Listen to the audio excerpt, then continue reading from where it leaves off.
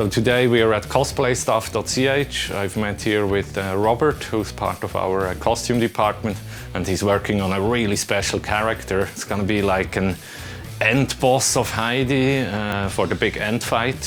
So Heidi has to beat this guy, and this guy is wearing a heavy armor suit with some gladiator influences. And I always had a very abstract imagination in my head, and basically when I talked to the concept artist, I told him that I would imagine like a mix of samurai armor, heavy Roman or gladiator equipment, and of course the entire Swiss nest thing. Yeah, there's a lot of challenges, of course.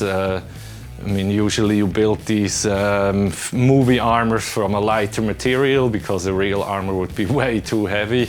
But then on the other hand, you have to be careful that it doesn't look like super light paper armor.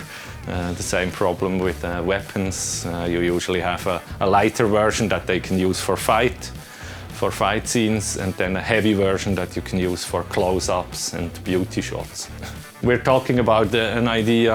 Robert told me that he has the possibility to build in a little fog machine into the helmet to create a special effect, for example, breathing out steam, which would fit this character very well. One of the most important steps now was to cast the guy who will play the Neutralizer, because they will custom build the armor for his body.